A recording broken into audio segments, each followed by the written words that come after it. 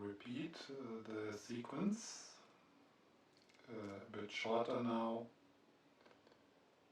So the first one is to take your seat with the confidence that awake, loving awareness is already here.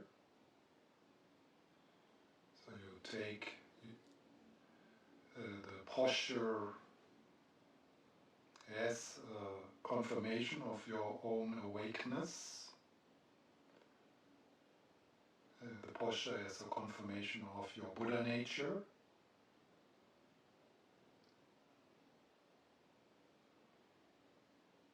Knowing that right now, as always, there's countless people in the presence of the Divine. Knowing, experiencing that they are in the presence of the Divine always. So if you assume this posture, you're never alone.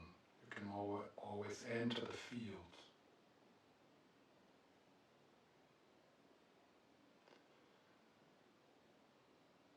And then, as best as you can, as best as possible, to experience safety, refuge, experiencing being held. And we did that through the experience of earth, through the experience of connection.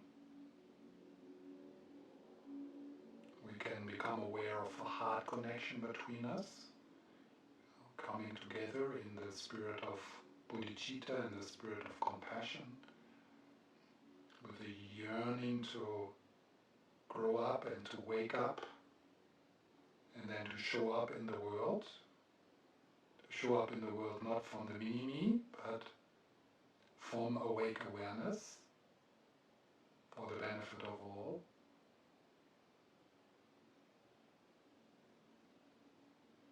And then thirdly, we call upon the presence of all the people who are sitting here with us and have been sitting here since beginning of this time.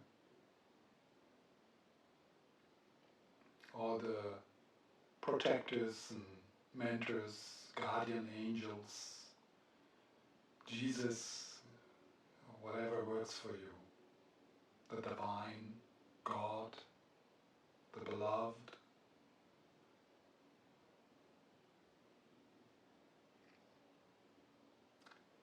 And with that, sliding really into the experience that you are sitting in a sacred space, always. That you're always walking and sitting on holy ground.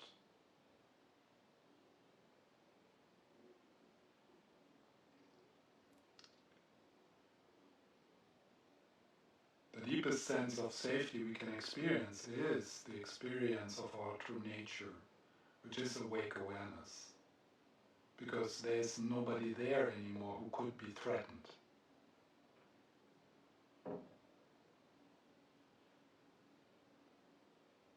Any sense of unsafety comes from the sense that there's someone here who needs to be protected. That there's someone here to whom something terrible could happen. So in the experience of awake awareness, that sense of the center, that sense of that me, of that I, which we are so worried about, just drops away.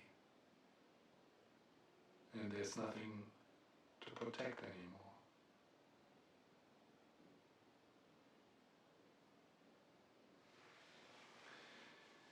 And we started with some shamatha practice, and that makes sometimes sense to kind of settle the mind and the body.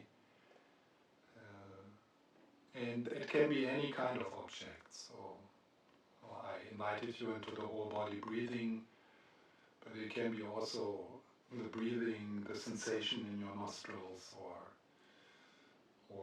any sensation in your body, pleasant or unpleasant, or it can be also a loving kindness meditation. So it doesn't matter. And then in the last part, dropping the ball,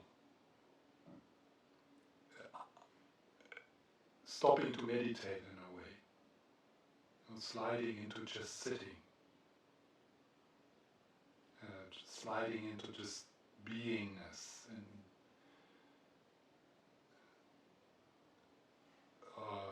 and relaxing the grasping, relaxing the different movements of your mind to get something or to get rid of something, to relax that. And that's something nobody can really explain how to do it, but it is, so dropping the ball is just like that. Yeah, so, and you can do it. We can always drop the engagement with the content of our experience. But how, or what's supposed to happen there, that's something you need to figure out. I'm not sure if anyone can explain it better.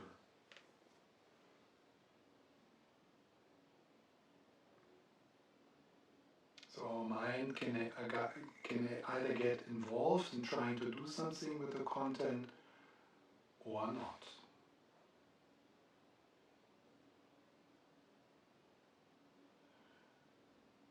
And we can allow this non-doing to emerge only when we feel safe.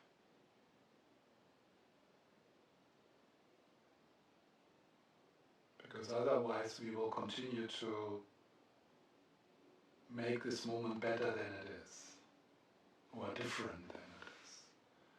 Otherwise we always continue to hope that there's something in the future, something which we don't have, which finally makes us complete. And it is this kind of seeking which is the function of the narrative self to keep its apparent existence continuous, and that seeking covers up the fullness of this moment.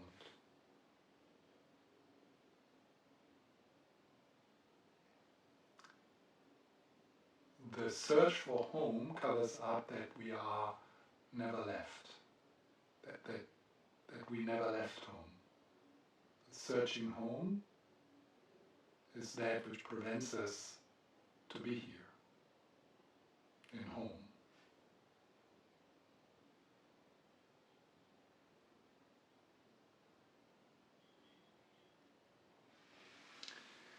So let's sit with that quietly.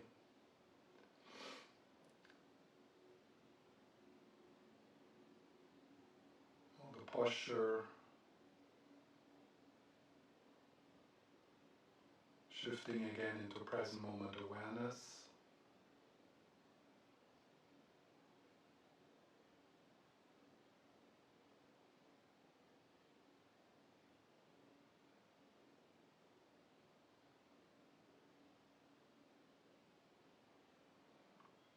Shifting from the head into the body, from the doing mode into being.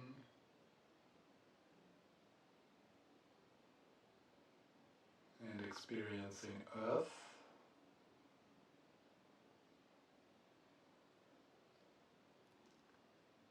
How the surface you're sitting upon, Mother Earth, is supporting each layer of your body. And then with the out-breath, relaxing into being carried, being held.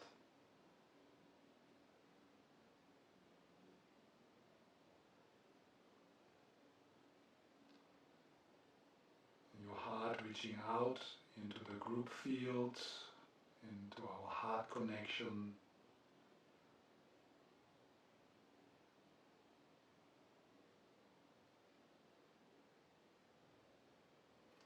Into the field of presence or stillness which arises when we sit quietly together. protected by the Buddhas, protected by the awakened ones.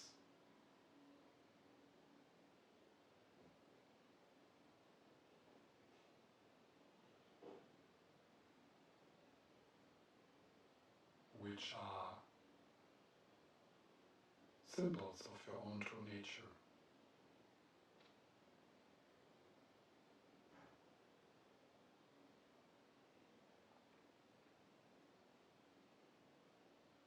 And sitting in the glow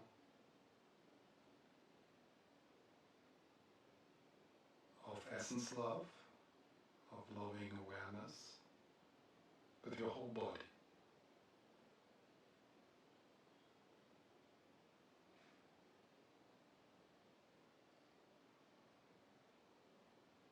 And then again, deepening your breath a little, bringing the flow of the in and out breath to the foreground.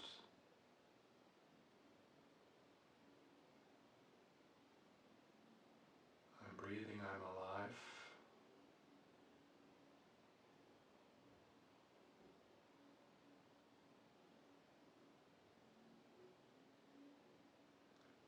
And really appreciating that you are happening.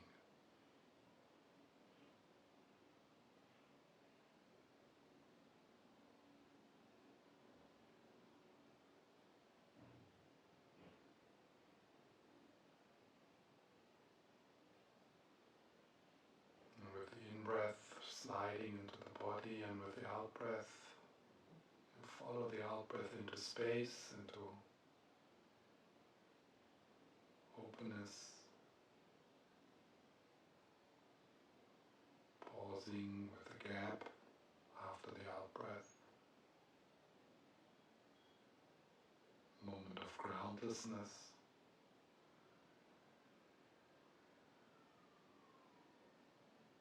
and then focusing the mind again a little with the in-breath,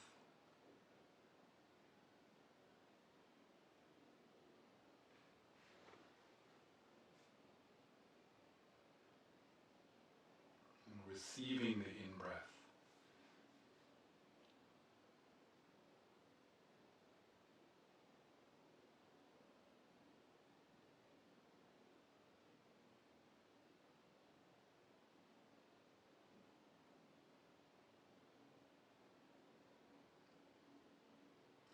Try to lose interest in the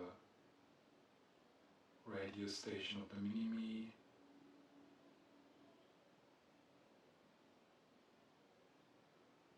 the What About Me channel,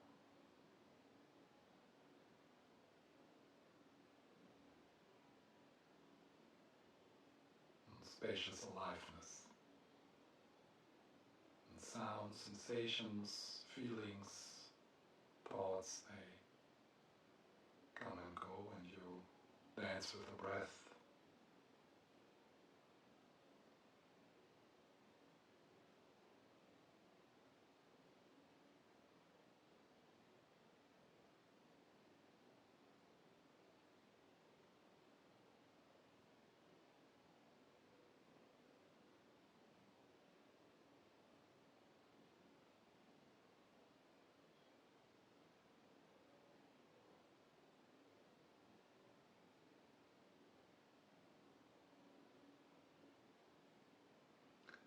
And only making a small movement back to the breath if you get sucked in or carried away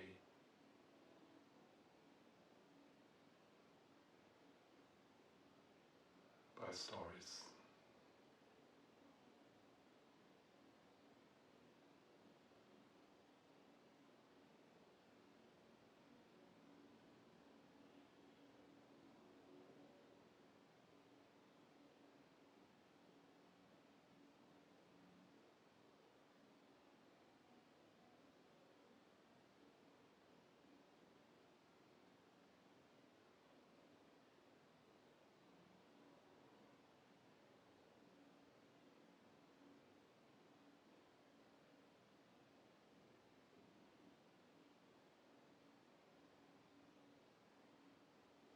So, and then sliding into non-meditation, just sitting,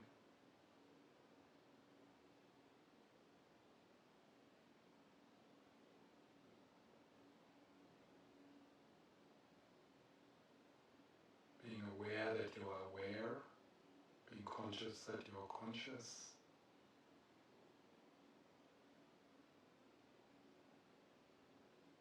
shifting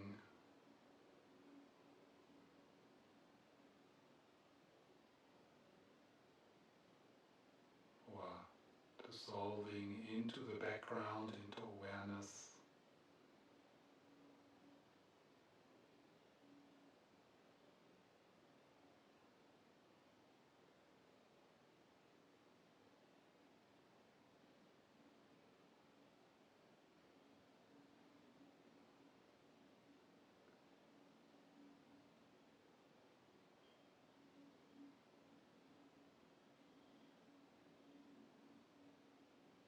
Resting as awareness, resting as the empty, knowing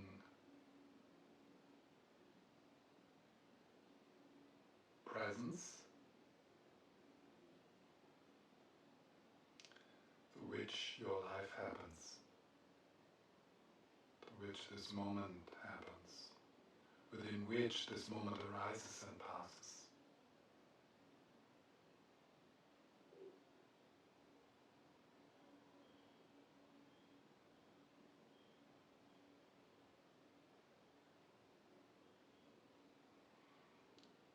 Relaxing the grasping, neither adding nor taking away.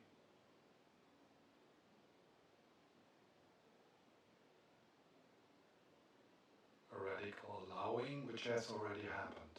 You just need to notice it.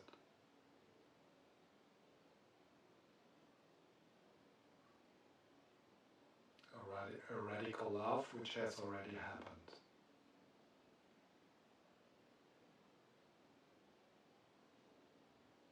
Like the sky, boundaryless and centerless, timeless. Peace, wholeness,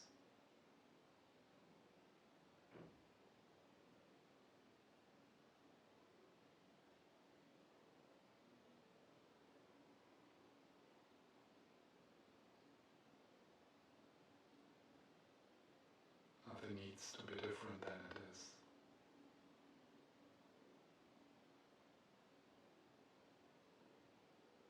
Experiencing that you have everything you need to be complete, to come to the end of seeking.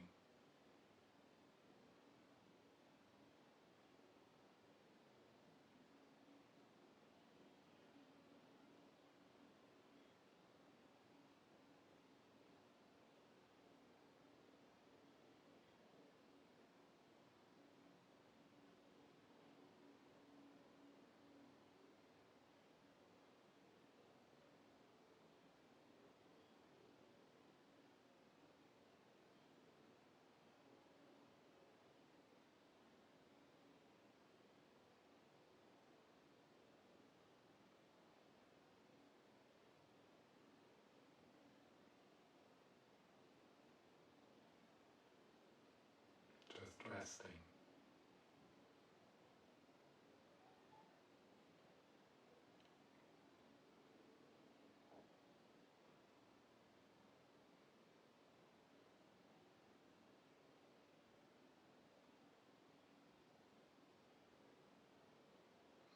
All sensations and sounds, they pass like sky, like clouds.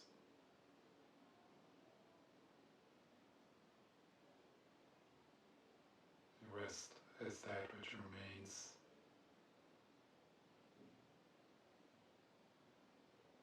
You rest as that which is prior to the rising,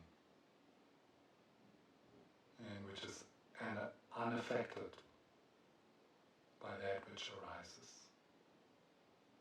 Like the sky is unaffected by birds or clouds or planes.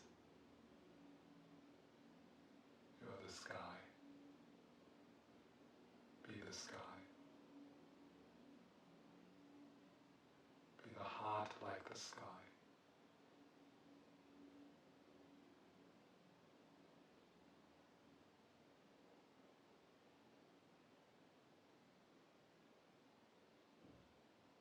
And whatever arises within you is already infinitely loved.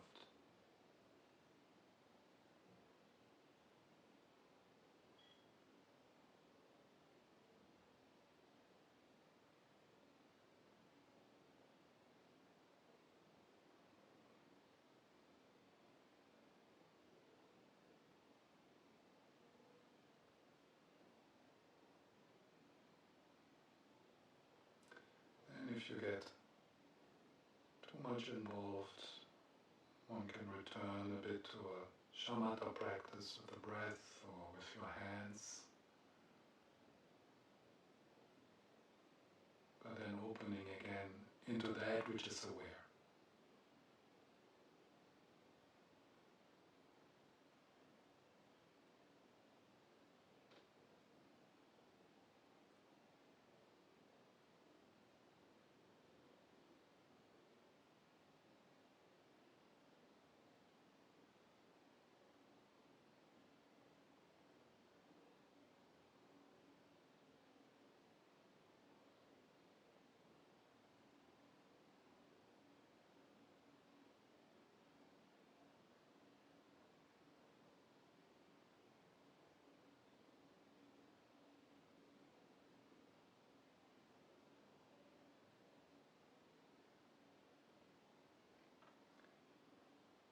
If there's something which prevents you to open, just drop the ball.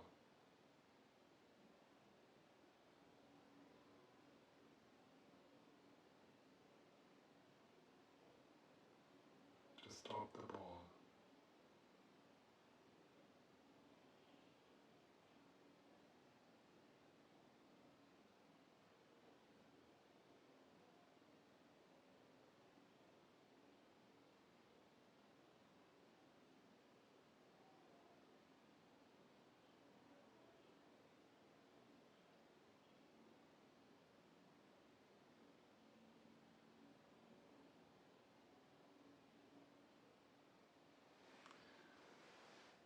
And then sliding out, taking your time, maybe change your posture, or if you have your eyes closed, you open them, but stay on your seat as an awakened being.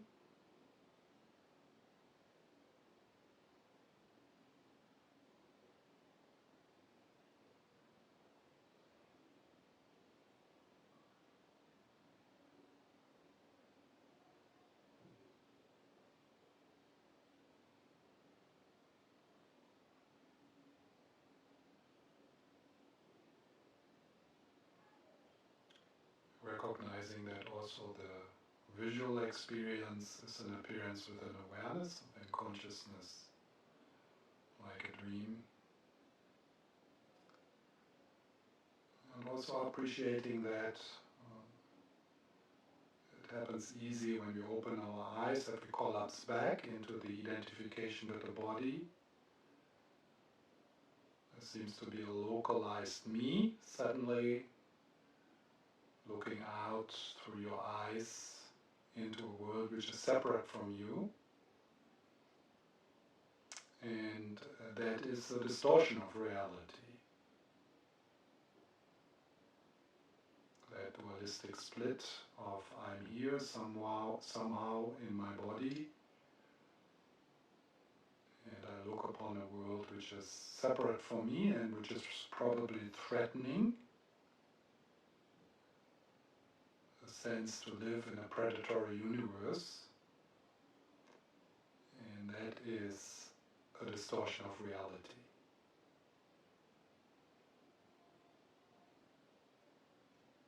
It's a mistake from which all war arises, inner and outer wars, the small ones and the big ones.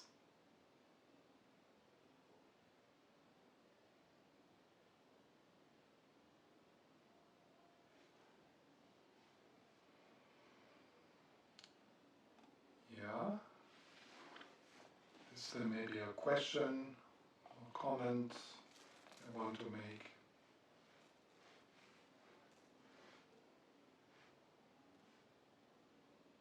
Yeah, Emilia.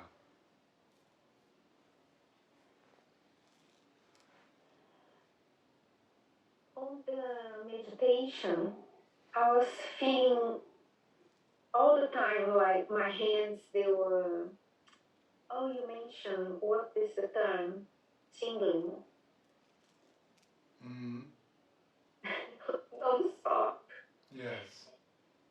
On my hands. So, yeah, I thought it was interesting on both meditations. Yeah. And so that, can I just interrupt you here? Yeah. So that tingling, that was what I invited you as the meditation object in the first meditation. So that's, and it is very common that people experience piti, this pleasant body buzz, um, first in the hands. So it's good. That's a good place to explore and bring to the foreground. Mm. And Stephan, when you talk about awareness, I was, I think it was Monday. Anyway, I was listening, was a conversation between, he's a kind of famous neuroscientist. He also talks to the Dalai Lama. I forgot the name. Anyway, he was talking with Dzongsa Khyentse Rinpoche, and he was mentioning about awareness and using awareness and so on. And then Dzongsa Khyentse said, yeah, but awareness, being aware, is still dualistic. And that was, I was wow, because there is a lot of, when you listen to Mingyur Rinpoche, and it's to stay in awareness. So awareness. And then it got me thinking, if that's dualistic, what is not dualistic? Is that no meditation actually the way to make it non-dualistic?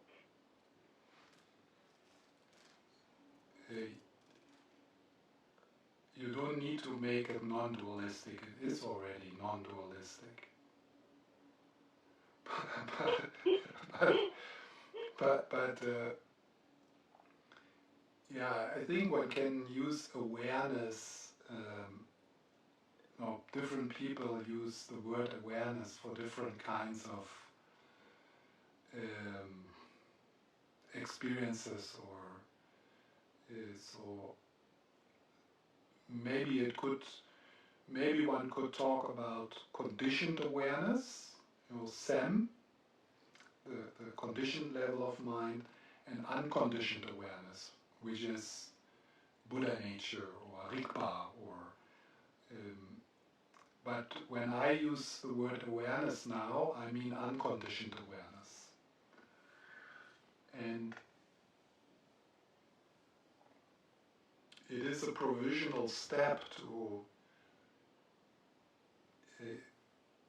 which might help us into the experience of non-duality, to distinguish these two as if they are two different things, as if conditioned awareness and unconditioned awareness, or awakeness and fear, are two different things. But they are not. What would be unconditional awareness? If I'm aware, if there is awareness of sounds, so it seems that there is awareness of sounds. Yeah. So I think that would be that's dualistic. That's dualistic, but it is like it is kind of a platform, or which maybe then leads into the experience that the sound and the awareness of the sound are the same thing and happening in the same place. So the dualistic experience is there is someone here hearing a sound, yeah, and they are two different things. But awareness and the awareness and the sound, they are happening in the same place. They are like the waves in the ocean are rising, and they are also the ocean, something like that. So whenever in this kind of awareness meditation or meditating on the nature of mind, if there's still a sense of an observer or a split between witness consciousness and that which is being witnessed, that is still a dualistic meditation, which is good. I mean, it's not like there's nothing bad with that, but it's good to recognize it as a dualistic meditation. And how this can become a non-dual meditation, nobody knows.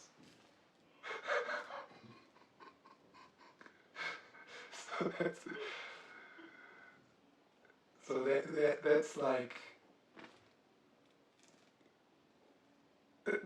that's like the that's how far any kind of study or training can bring us. But then to go over the threshold into the I mean, there's nobody going, but to go over the threshold, that is it's out of our control. So that's, I said before, so that I used the word to reveal. So it's nothing, it's something which happens or not. And there seems to be a correlation, at least that's what the Tibetan need to say, because otherwise the whole tradition would collapse. But there seems to be a correlation between practice and the experience of, or the arising of the non-dual experience. There is a correlation, but there is also a big correlation between practicing and not experiencing non-dual awareness. Yeah, so it's I'm not sure. I'm not sure if one can really, with one's whole heart, sell any kind of practice. But there is, I don't know. There seems to be a correlation. So even if you listen to teachers, who say something like, you already awakened, and the problem is that you don't recognize it, and there's nothing to do, and I have nothing to teach, and things like that. If you look into the biography of these people, they did all the things. And I don't know if it's somehow connected. From their perspective, nothing what they did led them to where they always already were. That's from their perspective. Yeah? So they really wholeheartedly say, there's nothing to do. The problem is that you think that there's someone who needs to do something. But then, if you look at their life, but on the other hand, there's enough people who demonstrate the opposite. People who have deep awakening experiences without any kind of background in any kind of spiritual tradition. So,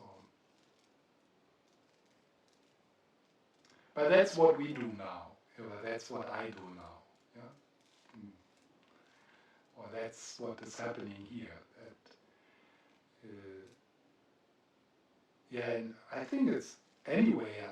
Even if even if it doesn't lead into the non-dual experience, my practice, I have to do something with my time, and at least when I practice, I do less harm. And so there is like provisional benefits of practicing if it's done skillfully. Thank you.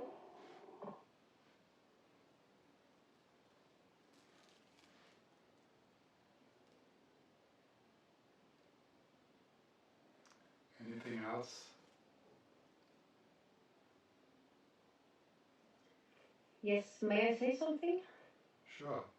Thank you, Stefan, and hi, everyone. It was something you said about you used in the first meditation when you were creating this feeling of safe, to be safe. Then you chose not to say imagine, but I heard you say, but accept. Was that the right thing? Or right, what?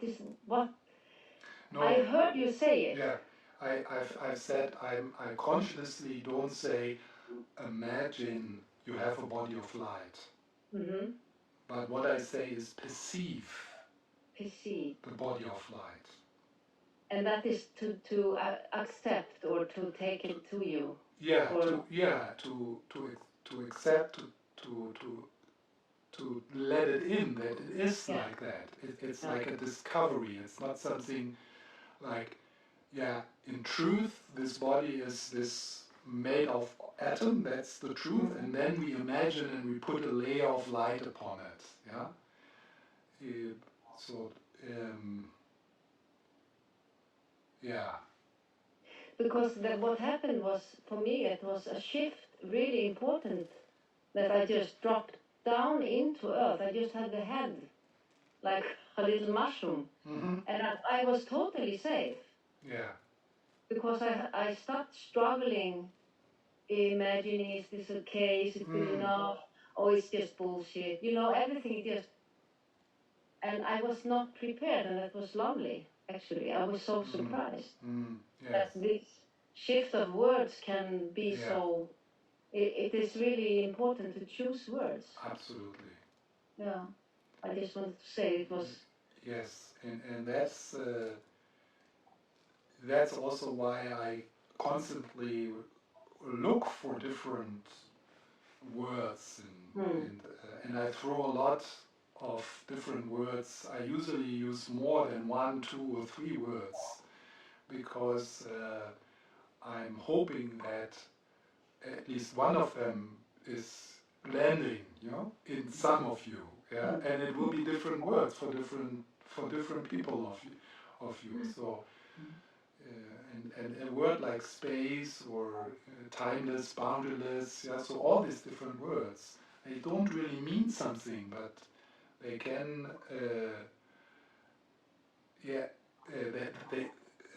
they can trigger what you just experienced. So, yeah. Yeah, Celia wrote, the mushroom in the earth image is great. I agree. Good. Yeah, because it's interesting, because I, as an actress, work a lot with imagination, and this word imagine, da, da, da, da. But in this case, in this content, it was like being free from something that I didn't know that I was captured in. Yeah. So it was really interesting. Oh, thank you. And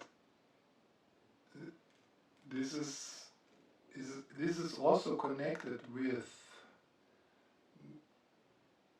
the emptiness of everything, meaning nothing is what it seems to be from its own side, but it is what we make it into. So if you have some contraction in your body, and you call it contraction and dark and difficult, and you call it maybe anxiety or something, then you make it into that which it is for you through the concepts. So we can play with that perception by trying, okay, if I see this as light, what happens if I see the tension in my body as the great mother's love? And it's neither of both. It's neither the great mother's of the expression of the love of the mother, nor it is an anxiety attack. It's neither of those. But it might be good for your health Might be to helpful. see it as mother's the love of the Mother Earth than anxiety attack. The Mother Earth squeezing me. Yeah. Yes. Something. Yeah. So that could be like a story which you could bring into the meditation, like, oh, this is Mother Earth, this Mother Earth squeezing me with her tough love, yeah, with her tough love, and then something might happen, not necessarily, and never for everyone, but something might happen, and you perceive that differently, what you're experiencing, just by changing the narrative around it.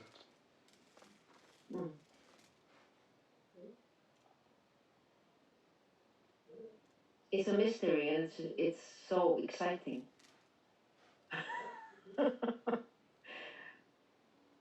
Oh, thank you. Yes.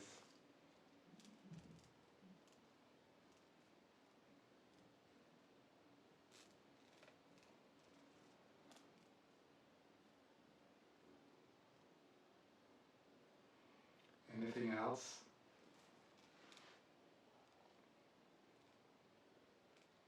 Hey Stephan, Hi. good to see you. Yeah.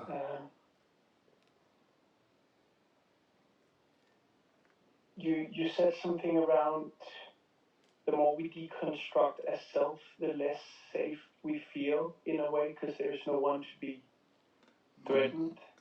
I meant to say more safe. Yeah, more safe.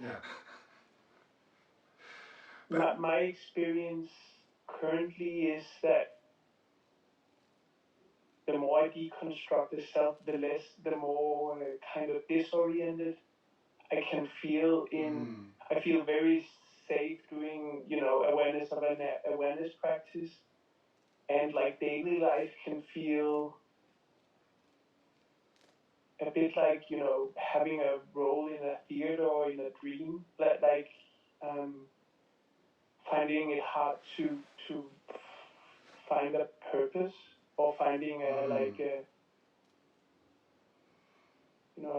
just like to sit on a bench and look at the sun. I kind of a bit of a nihilistic, it's all just conditioned awareness. It's all just something we play, and then what's kind of the meaning? There's not a bodhisattva. I need to go out and save the world. I just like to drink a good cup of coffee and just be. And it feels good and a bit disorienting. It doesn't really pay the bills. And even asking these questions, I'm like, and at least I'm, making sure we make it to the full hour, but it's also just. Yeah.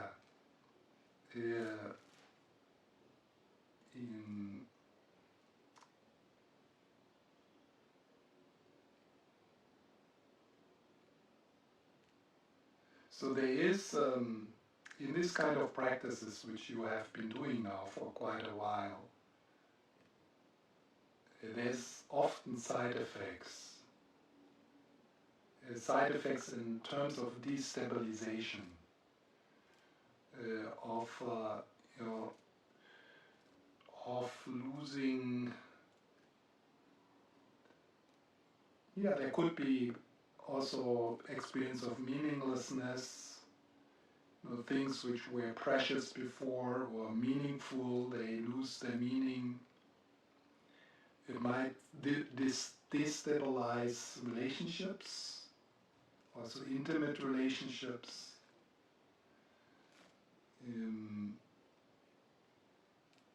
So this kind of experience, and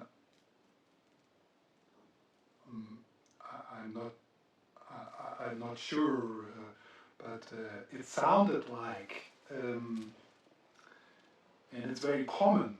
You know, everything what you said is very common. And it's usually not. I mean, people are not often not warned of these side effects. Yeah? So that meditation has, for most people, also a destabilizing, a confusing effect often as part of the journey. The thing is that you can't stop, because you can't stop to know what you know already. You are on the hook, you're on the path. So it's too late for me to say, Jens, drop it, you know, go back to your job and just keep on believing that making your career and kind of playing your creativity in your job, it's too late. I can't do that anymore. Since that is the case, that most of us, we are already in the stream, and and we didn't decide; it just happened. So now we are there, and there's no way back. And then this, when this intensified, this kind of experience you just described, they call it the dark night of the soul in the Christian mystic, but now also some Buddhist teachers use that. And so it's good to know about that, and to kind of give up this idea that our meditation practice in short term, will just benefit us and it will just make us better. That's not going to happen. Serious meditation, serious spiritual practice, always as a side effect, or always, I don't know always, but in most cases, it leads to experience you are describing. And then knowing that, okay, this is part of the journey, and then maybe then it's easier to hang in and to just continue. And using the tools we have learned in these more dark periods or difficult periods or confused periods. And then at one point, awake awareness will work through you.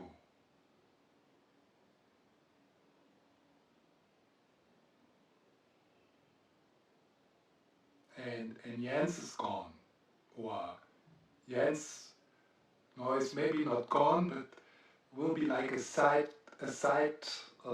in the movie. It will be like a little me in the corner of the screen, yeah.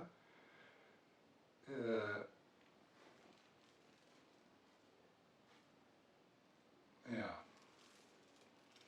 And one of the things to do with this kind of experience is what you also just did, to share it,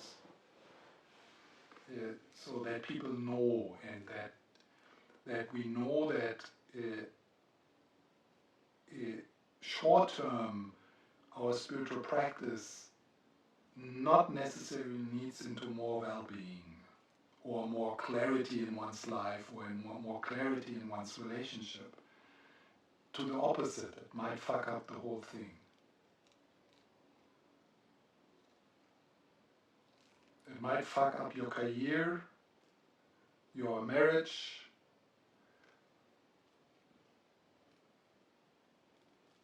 friendships,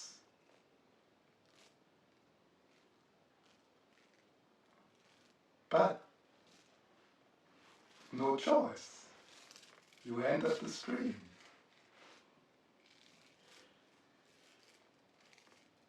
It is helpful, of course, in periods like this when we can't access anymore some of the skills we usually use in daily life, to go slowly and to not to screw up too much, yeah? Kind of to hang in there, use common sense, yeah. Um, yeah. Okay, thank you, Jens, Thank you. for sharing.